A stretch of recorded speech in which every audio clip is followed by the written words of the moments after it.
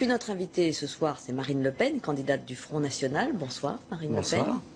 Alors depuis quelques semaines, vous évoquez souvent vos difficultés à trouver les 500 signatures nécessaires pour être candidate. Vous avez même posé une question hier au Conseil constitutionnel, vous y êtes rendu vous-même. Est-ce que vous pouvez nous dire ce soir où vous en êtes exactement dans la collecte de ces signatures ?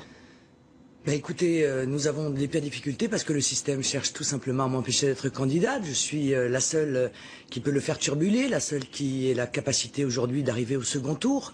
Et par conséquent, on me glisse des pots de banane sous les pieds, pas tant à moi d'ailleurs qu'aux millions de Français qui s'apprêtent à voter pour moi. Mais je veux rester optimiste. Parce que je sais que j'ai le peuple derrière moi. Et le peuple peut tout changer. Lors de chaque élection, pourtant, et c'était le cas d'ailleurs pour votre père, Jean-Marie Le Pen, chaque fois cette question se pose. On a envie de vous demander pourquoi vous ne vous êtes pas préoccupé de ce système auparavant et de ses difficultés. On s'est préoccupé tant de fois de ce système, madame. Monsieur Sarkozy avait d'ailleurs promis de le changer en 2007, une des centaines de promesses qu'il n'a pas tenues. Alors Nicolas Sarkozy, puisque vous en parliez, vient de se déclarer. Dans ses premières propositions, il y en a eu quelques-unes, il combat notamment les élites, les corps constitués, les intermédiaires.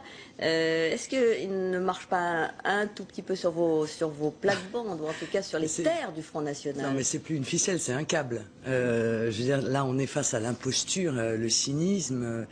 le plus terrifiant de la personnalité de Nicolas Sarkozy. Parce qu'enfin, il a été le président du Fouquet's.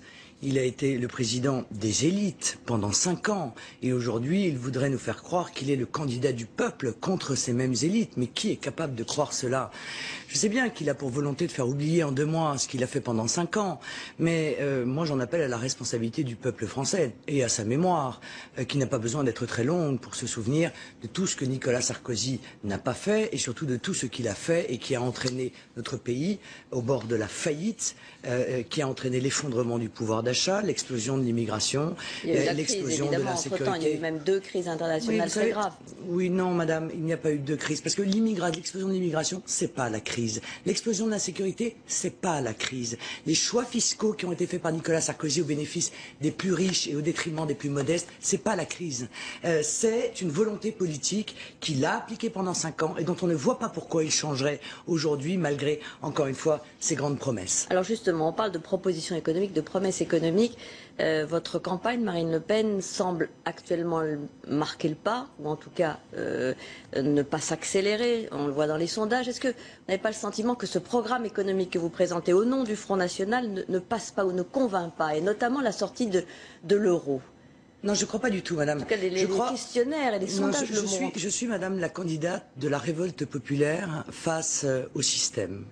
Je suis la candidate de la vérité face au mensonge. Et j'ai face à moi 2 personnes qui disent sur le territoire national l'inverse de ce qu'ils disent à l'étranger. C'est à l'étranger qu'il faut juger de la conviction profonde de M. Hollande et de M. Sarkozy. Ce qu'ils font, ce qu'ils disent à l'étranger. Oh, pas quand ils vont faire la quête au Qatar, oui. Ou la fête à la Mamounia. Mais chacun est jugé sur la crédibilité de son programme. Non, madame, quand M. Hollande va rassurer les banquiers de la City en disant la gauche a gouverné pendant 15 ans, pendant lesquels elle a libéralisé l'économie et ouvert les marchés à la finance et à la privatisation, il n'y a pas de crainte à avoir, dit-il. Ça, c'est la vérité. Quand Nicolas Sarkozy vend le référendum aujourd'hui, comme s'il l'avait découvert... Vous pourriez être d'accord avec des idées de référendum. Mais ça n'est pas le problème, madame. Le problème, c'est la sincérité.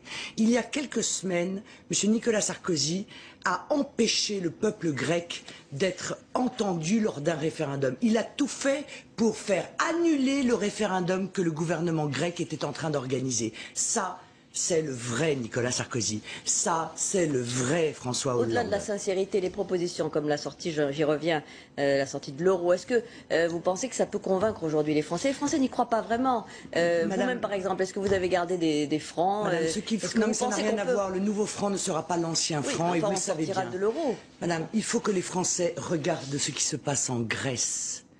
Cette régression économique et sociale massive, le retour à l'âge de pierre, et qu'ils ne fassent pas preuve de péché d'orgueil, c'est exactement vers là que nous allons. Et vous voyez, il y a un acte manqué, c'est l'affiche de Nicolas Sarkozy. Il a mis sur son affiche la mer Égée. Oui, effectivement, l'horizon de la France qu'il offre, c'est la Grèce. Marine Le Pen, Jean-Marie Le Pen vient d'être condamné pour des déclarations sur l'occupation allemande. Est-ce que vous les regrettez? Madame, j'ai été invitée en 1 mois et demi sur votre chaîne 3% du temps d'antenne politique, quand M. Sarkozy a été invité 42%.